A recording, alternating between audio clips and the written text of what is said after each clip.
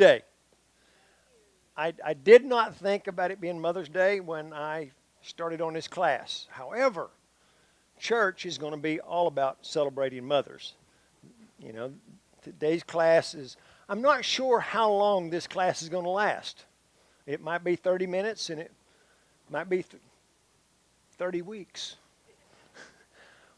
Because we're going to talk about the differences between men and women. Now, how big is that book? So, well, you know, really we're just going to talk about some key areas. One of the things when we started Cowboy-up Ministry 15 years ago, we wanted to present classes that would help people whether they were a believer or not. Now, if you're a believer, it'll help you a whole lot more. But we've always taught some classes that will help people. And today's going to be one of those. When we learn to communicate better, we have a better life. You know, I've even heard children say, happy wife, happy life. You know, but it's how do we communicate? So as most of you know, I'm a visual type of person. I need to see things. And I don't have a horse. So I'm got a few other props that we're going to share, but I want you to just remember something today. God created man and woman, and he did not make a mistake. Are they different? Yes. Is it a mistake? No. But over the years, a lot of them, I'm just going to tell you some of the things that I've heard, read, or learned along the way about talking.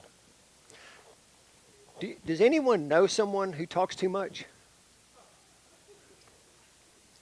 Now, we're going to talk about this a little bit later, but it's something for you to think about. I posted on Facebook. Do people who talk too much know they talk too much? Just asking for a friend. I got 71 comments. And I'll give you the results in a minute. But before we go there, we need a little bit of an explanation about why there's so much difference in the amount that some people talk. Now, people, this is not an original. I don't know where I got it from, but I need to explain to you a little bit about how a woman's mind works.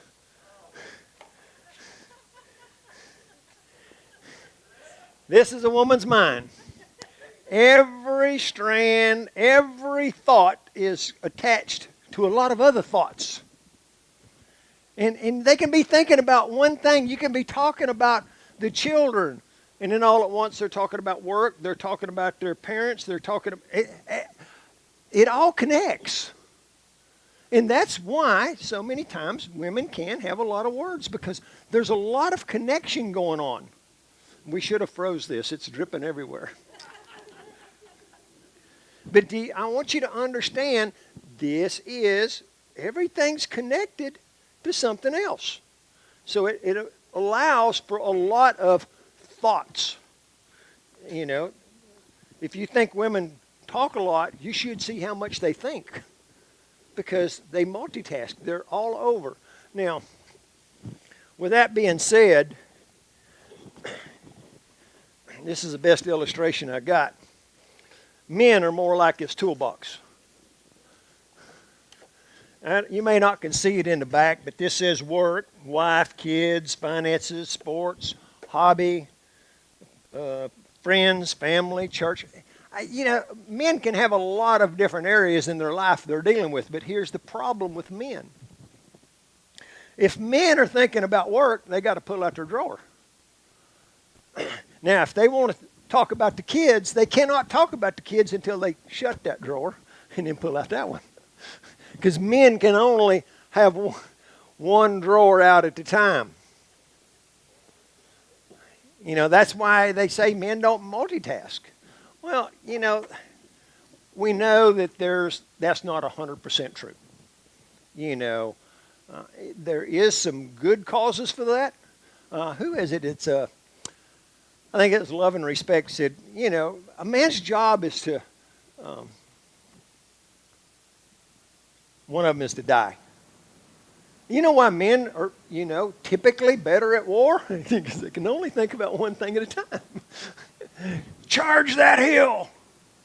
And they're not worried about, are they ever going to meet their grandchildren or not? All this other things. But when you communicating with the opposite sex, keep these things in mind. Help them succeed.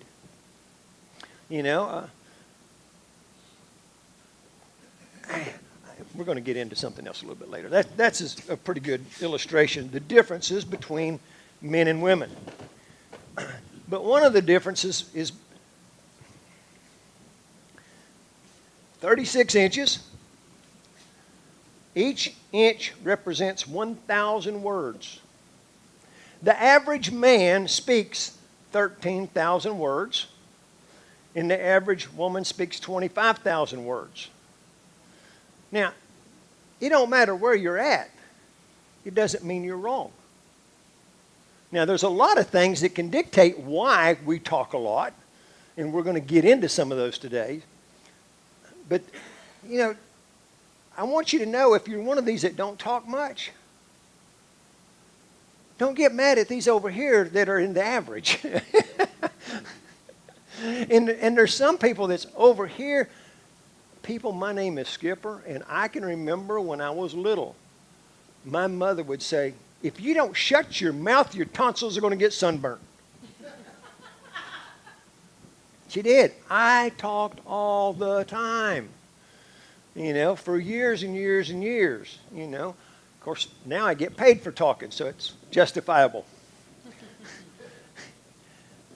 I remember one time we were riding in the pickup truck, and I was little and very naive. We lived in the country. And Mother says, oh, my goodness, you've got diarrhea of the mouth. I didn't know what that meant. And I said, probably. But you see, there's some men that have a lot of words.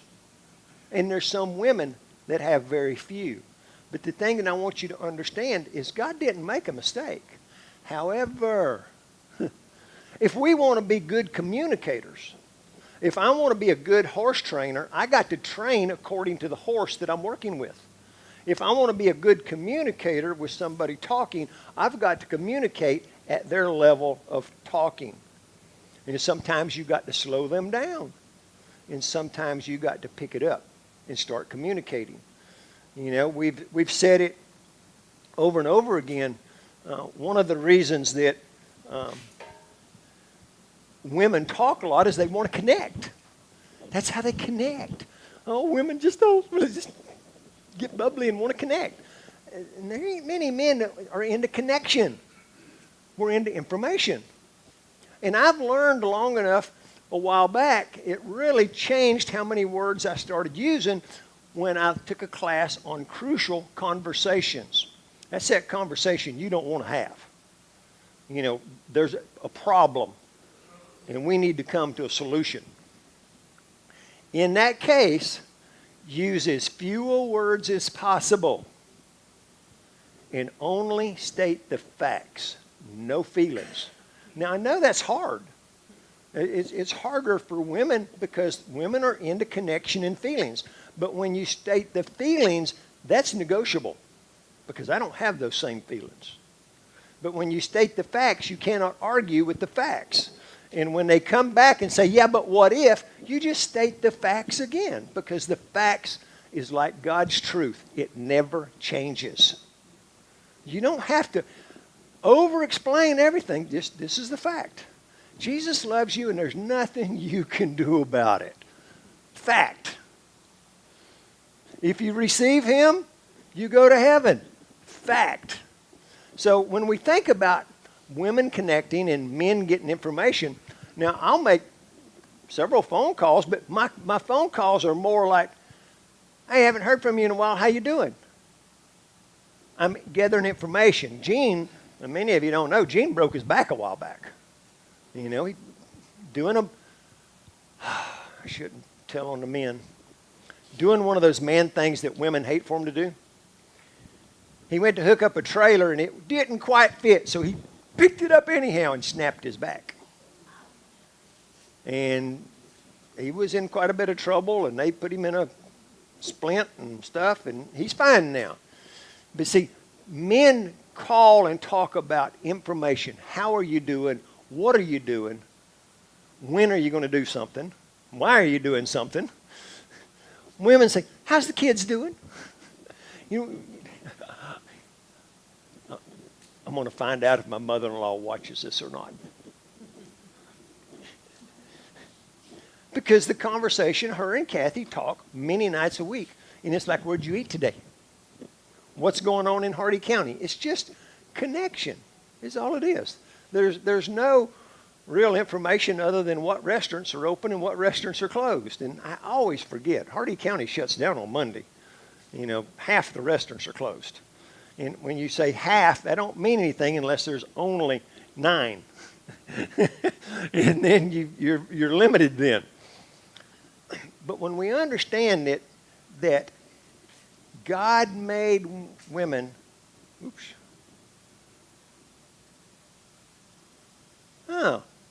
did he make all women to speak this many words? Do all women have blue eyes? Or all the same color hair? No. God created a variety, and we are to accept what God created. Now, part of today's class that I want to hope to get through you is when we receive Christ, we become a new creation. Some of you have heard the story about many years ago. I don't remember. It had to be before we started the ministry, because before we started the ministry, there was only like 5 people who liked me. And I read this book, and it was about personalities. And when you get to about chapter 8, it says go on the internet and take this personality test. Now, how many of you have not taken a personality test? You've never? Oh my goodness, you need one. Life eyes opening. We do one that's very easy and funny here, but it helps you understand why you're different than other people. Because God created us with different personalities, or a mixture of those personalities. But for the conversation, the personality test we give uses colors. And what color am I, Kathy? Fluorescent orange.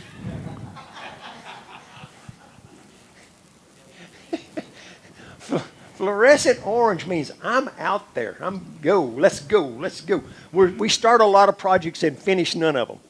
You know, it's go. Have fun. I'm not going to do anything if I can't have fun doing it. You know, that's it. And then there's some personality tests call that a lion. And then there's a personality that's the golden retriever. That would be Kathy. I am dull refined gold. Dull brushed gold, yeah. These are the people that you want working where everybody has to dot the I and cross the T. They make no mistakes. If they make the slightest mistake, they're devastated. I make so many mistakes every day, it don't bother me. Just keep on going because I make a lot of mistakes. And then there's blue. Blue are the people that when somebody else hurts, they bleed. They feel everybody else's pain. And it's hard. Man, it's... Kathy doesn't have much blue. No, I love blue, though. Yeah, blue is one of my favorite colors, but I don't have much of it. And then there's green. Green are the people who build the space shuttle. They don't relate well to other normal people. But you take this mixture and you put it together and you find out why kind of you're the way you are. So at about chapter 8 in this book, you know, this was, I know nothing about the internet. This is when, you've got the big internet. You remember what year that was, Kathy? Man, it had to be 20 years ago. Yeah, it was, I don't know. It was a long time ago. So I get her to help me, and she pulls up this test on the internet. And let me tell you, this country boy could not even read the questions. They used 75-cent words. So I got her to help me. I said, help me take this test. And she said, oh, this isn't going to work good for me. And it didn't. Well, I'm getting to a point here because we were scheduled to go to Daytona Beach for a 3-day vacation. And I got a 27-page printout of my personality. Which the thing that made this particular personality test so good is it didn't only tell me my personality, but it told me what gold personalities thought about my personality. That was the part that wasn't good for me. Some things you just don't talk about. This would be it. You know, I didn't know that I run over top of the blues and they're bleeding, and I just left them for dead. You know, I've always been one of those that I can kind of get along and carry on a conversation with anybody. You know, whether you're a rocket scientist or a bum, you know, I can carry a conversation with you. And remind me where I'm at in this story, because I got to skip a page here. If you learn somebody's hobby or job, if you think hard enough, you can talk to them about God. Because all you got to do is find something that interests them and then add a little God flavor to it. You can have a conversation with anybody if you talk about what interests them. The problem with talking, people don't talk too much. I've never seen anybody that talk too much. They just talk longer than I want to listen. Have you ever been there? You know, you're just like, really? I know one guy that he was an hour drive from home, and his wife worked in town. And on his way home, every word she spoke that day, she spoke again to him on the way home because she wanted to connect. And he laid his phone on the dash and drove home. And every once in a while he'd say, I hear you, babe. He didn't have to say a word, but she was connecting. Now, you know, there's ways they need to get their words out, and we need to listen. But sometimes there's only one drawer here. I got to watch the traffic. But when we go to talking about these personality tests, when I got to Daytona Beach and I read what people thought of me, I pouted for 3 days. Because I didn't really like what other people thought of me. I thought I was okay. But they didn't. You see, that's what happens when we're not in Christ. When we're not exhibiting His love to all people. We tend to be self-centered. And that's what happens. We get so caught up in self, this is how I feel, that we don't think about, well, maybe everybody else don't feel that way. Maybe everybody else has a normal life. And what is normal? Does God make a mistake? No. He's going to use each and every bit of it. So when we talk about it, it's my goal today was to educate people about the differences. Spaghetti or a toolbox. Get your ruler out.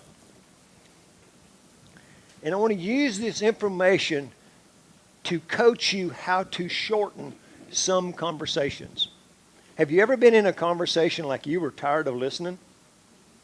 How are we going to shorten those conversations? Psalms 141 says, set a guard over my mouth, O Lord. Keep watch over the door of my lips. One translation says, take control of what I say, Lord, and keep my lips sealed. Do you know, people, that was wrote for? Now, we're not going to get into this. Maybe next week. I don't know how long this is going to go. We're not going to get into people who say things they shouldn't say. I know a lot of people, I'm included. I've said things that I should not say. You know, it's just, it comes out of us. What we're talking more about right now is people who talk more than you want to listen. How do we communicate in a way that's not disrespectful of them or us? I mean, I personally, how many of you know I'm a time fanatic? Does anybody know that? Like, yeah. I can have a flat tire and get there on time. That used to be my theology, but anymore it's not quite that bad. But, what is respect? If somebody is talking to me they're disrespectful because they're taking my time over nothing. Now, to them, it's everything. To them, they need somebody to spill their guts to.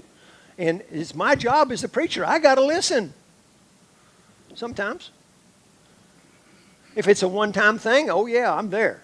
About the third or fourth time, and it's the same problem, I'm going to say, how's that working for you? I say it most weeks. I don't care how rude and disrespectful your horse, dogs, and children are. Just don't complain. Do something about it. Read a book. Take a class. Get some training that'll help you communicate better with the people around you, the animals around you. But let's back to the question. Do the people who talk too much know they talk too much? What's your answer? Raise your hand. I don't think they do. He says no.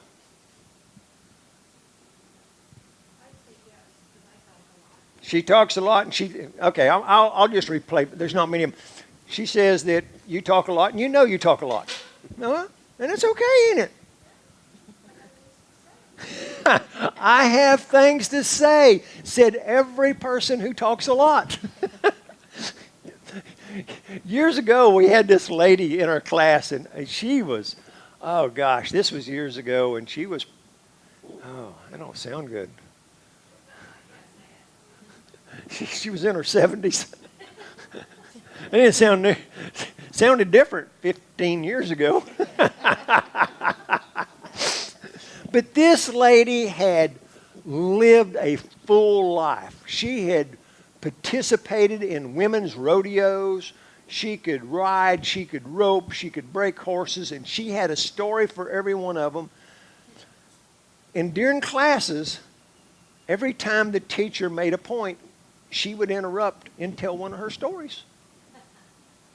Well, pretty soon the class is... Kathy got mad at me because I'm writing down how many times she interrupted the class. I'm like, I spent a lot of time studying for this class, and I'm not even going to get to teach it. But that's what happens with a lot of lonely people. They have a lot to say, and they don't have anybody to say it to. Now, some people, they're going to... Have you met people that talk in the elevator with strangers? Are you one of those? I might be, See, Might be. You're not always in the elevator with me? Yeah, okay. That more reason why you're probably talking to the strangers.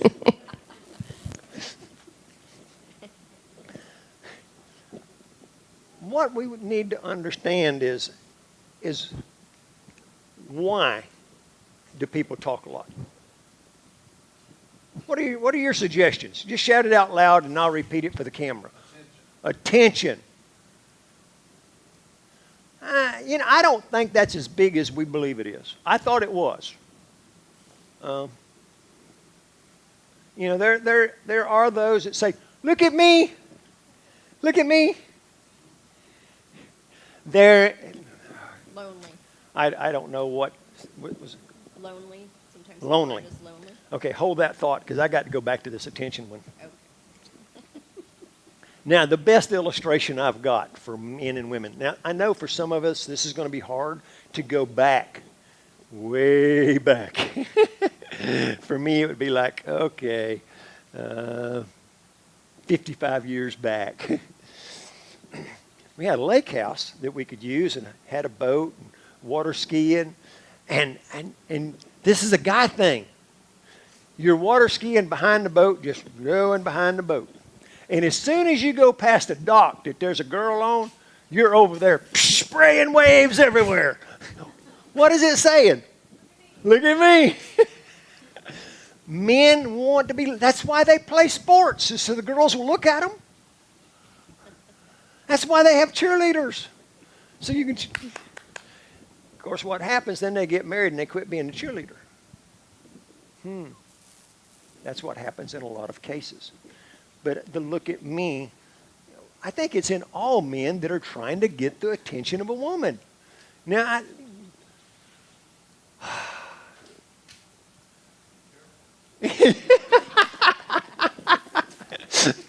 who said that? I know some women that wear some outfits that are saying, look at me. So there's two sides to this coin on both sides, and what we're trying to say is, where do we find the balance? So, lonely. Man, you take somebody that speaks, let's just say, cut it in the middle, 18,000 words. And their spouse dies. And their kids move off. What are they going to do with those words? And if they get you on the phone, they're going to give you as many of those words as you'll take. Because they're lonely. I've got a really great friend of mine. I worked with her for 3 years before we started the ministry. Her and her husband owned a rodeo company, and he died of a brain tumor. And she bought a semi. She worked the bulls and the stocks. And I mean, I would rather work cows with this woman than 99% of the men I knew. And she drove a semi for a living. I was actually driving another semi, and we did a lot together. But her word count was over here at about 500. She just didn't talk much. And as I learned this stuff about communication, I found out that when I call her, I'm going to get yes and no answers because she's already used up her words. Now, even though she's only got like 500, I have called her and she just strikes up a conversation because she's got 300 words to use. You see, it don't matter what comes natural to you. We tend to want to use up our words. That's just the way it happens. When we're lonely, we want to connect with people. We want to talk with people. We want to be heard. And probably the thing that gets to us the most is when we hear people and it's the same negative story every time. Now, you talk positive and I'm good. I can listen to that. Negative, man, it hurts people's hearts to hear the same negative story over and over again. So my next question would be, are you positive, are you negative? And you can't answer, ask a friend. Before you get married.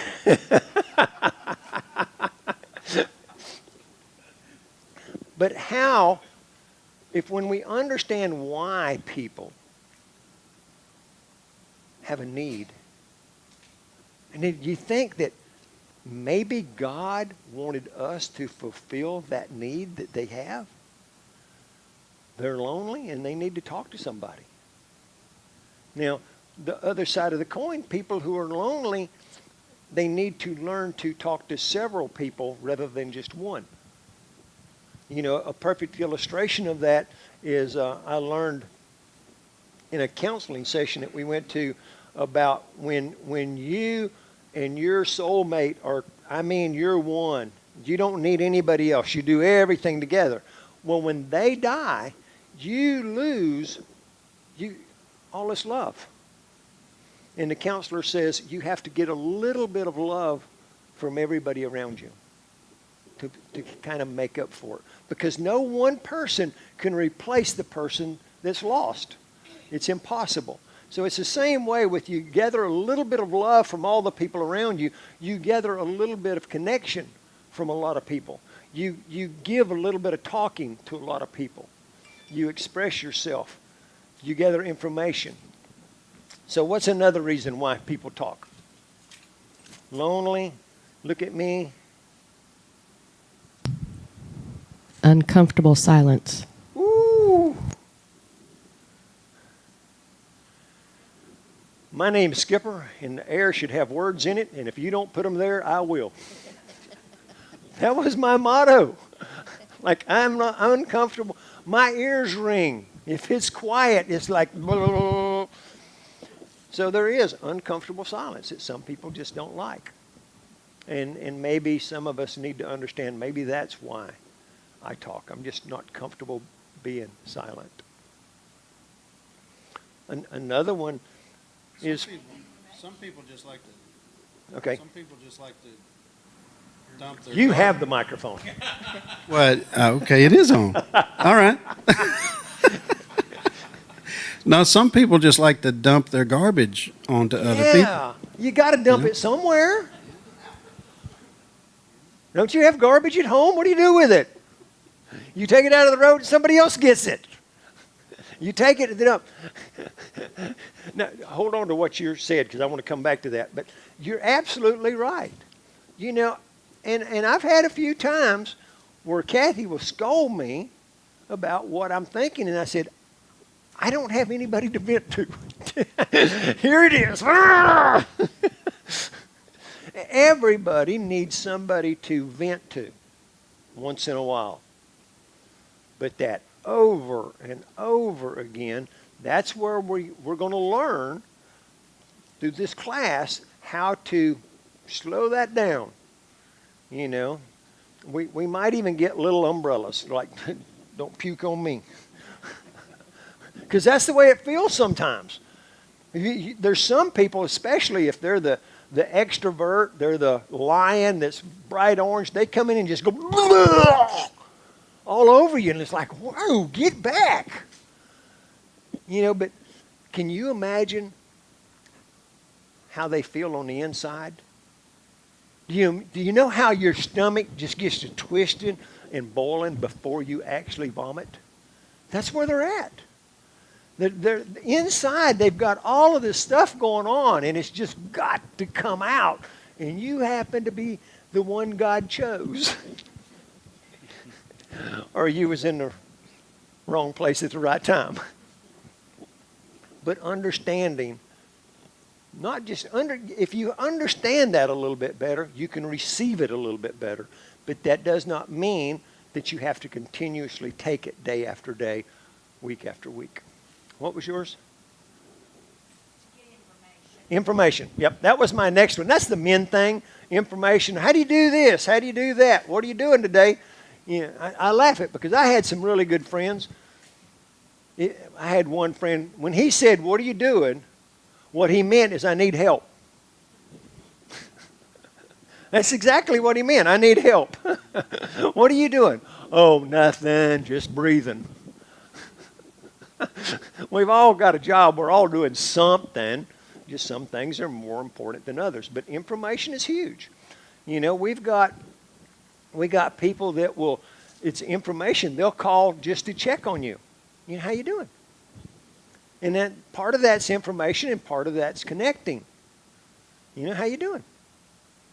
You know, of course, I'm guilty of it. But when I'm meeting people, you know, I'm one of those that, if I'm in a hospital or wherever I'm walking, if I'm walking in a restaurant, in fact, one of the waitresses told Kathy, he walks in here like he owns the place. Because I walk in there with my head up, my shoulders back. Like, I am a part owner here. I pay. I found that out in the military. If you got your head up and you're walking fast, they'll never ask you a question. You can go from one hiding place to another. But how many people, they're teaching our children now to not make eye contact with anybody. You walk with your head down. Like, that's bad. But information, we can call and check on people because we want people to know that God cares. And God may be using us to care for you. So,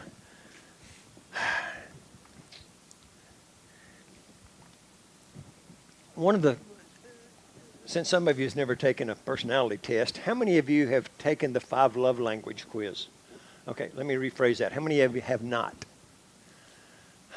Okay, you two are going to counseling. That's simple as that. I'm taking you all on. She's my neighbor. In the 5 love languages, one of the stories, I'm not going to get into the love languages, but one of the stories that he tells in the book is this couple is not doing very well. And we've all been there, right? And they go to counseling, and she says, but he never talks to me. Has any women ever said that about their husbands? And he looks at her and says, I didn't talk to you before we got married either. I've never talked because you do all the talking. Now where's this one going? But see, that's what happens when you start dating. He talks about it. He said he sees hundreds of couples coming in for counseling. They start dating, they go out to eat, and one of them, and it's not always the woman, but one of them will do all the talking, and the other one just eats. And they get done and say, wow, that was a great time. One of them got to talk. I enjoyed that so much. And the other one says, that was a great time. I didn't have to say but 5 words.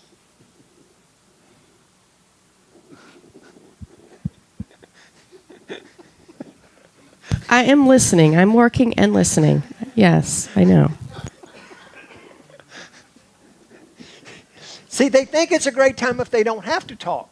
But then all at once, life changes and you want them to talk and they're not a talker. They've never been a talker. He illustrates it as this happens all the time. One of them is a bubbling brook. And the other one is the Dead Sea. And they get married because there's plenty of room for this one to talk. And this one don't have to. So understanding these things will help you understand that there's differences, but there needs to be balance. Now, the best thing about it is finding the topic people want to talk about. If all I want to talk about is my stuff, that's pretty self-centered.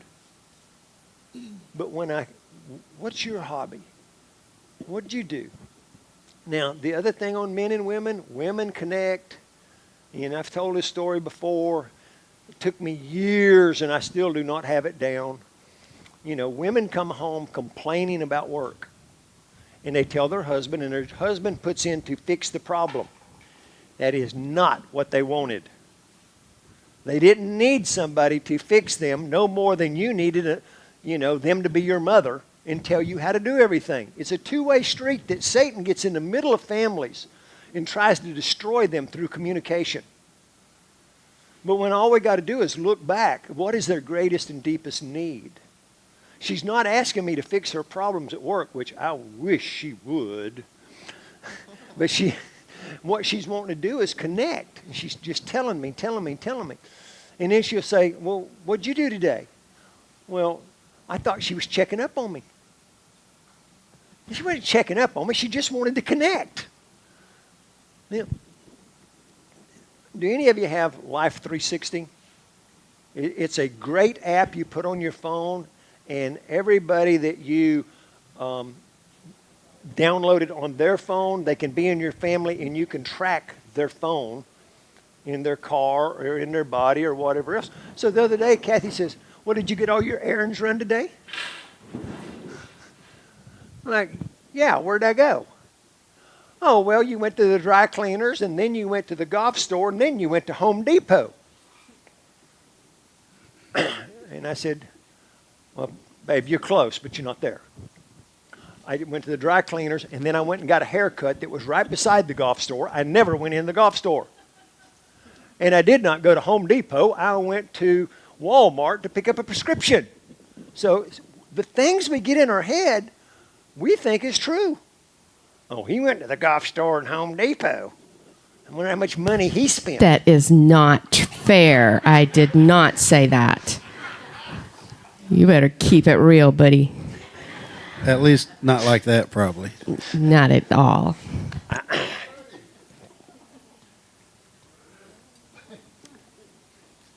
Is it possible that they have a need that you do not have?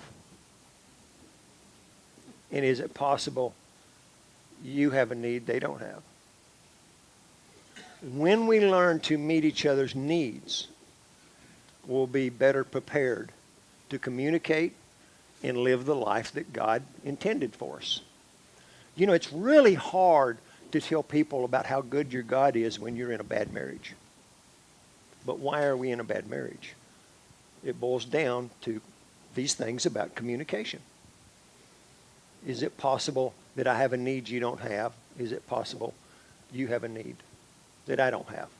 And we start meeting each other's needs. Well, the good thing about it, that's page 1, and we're done.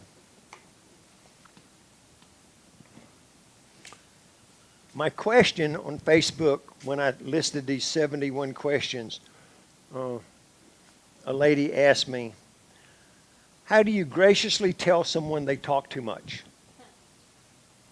And my answer is you don't. You can't control them. And next week, we're going to learn ways of how we can control how much someone talks to us, how we can be polite. And I'm just going to give you a quick one, and I'm going to find out if she's watching the video or not, because this is one I use on Debbie Hunt. I'm serious. She knows it. She'll call me. If I'm busy, I'll say, talk quick, I'm busy. Talk fast, I'm busy. Or she'll call me and I'll say, I'm in the middle of something. Is this an emergency? See, I want to acknowledge them, but yet I want them to know you got a time period. This isn't a BS session. I mean, Bible study session. Yeah, you know, some people are gathering information. Some people just have words to use. They're lonely. You know, some people, every time they get in a car by themselves, they don't like silence, so they call somebody else. I try to utilize my time going back to what you look like that. But as we learn how do we communicate with people at a level that they can understand us and we can understand them and everybody's needs get met, or they understand they need some help. You know, my other thing is, like, if you've never been to professional counseling, I suggest you go once. If you don't need it, you only have to go once. I think everybody on our main leadership team here has been to professional counseling. Because if you don't even know you're sick. But I want to thank you, and it's my prayer that we not learn to just guard our mouth, but we learn to speak words of wisdom, words that edify and build up each other. And it not be just what's wrong in the world, because there's so many things wrong. There's so many things wrong that people are doing wrong and people are saying wrong. But God is bigger than that. And he wants us to know with him all things are possible. Let's pray and we'll start again next week. Father God, I thank you that you had such a sense of humor when you created us. Lord, we thank you that you know our feelings, you know our hurts, you know our sorrow, you know our weaknesses, you know our strengths, and that you just want to work in and through us, that everybody that we come in contact with will not just see us, but they'll also see you. Lord, so it's my prayer that through these classes we learn to not just talk, but we learn to communicate in a way that will bring glory to each other and to you. We thank you in advance for what you're going to do. We thank you today for the mothers all over the world. And we ask it all in Jesus' name. Amen. I've already got page 2 wrote, hot dog.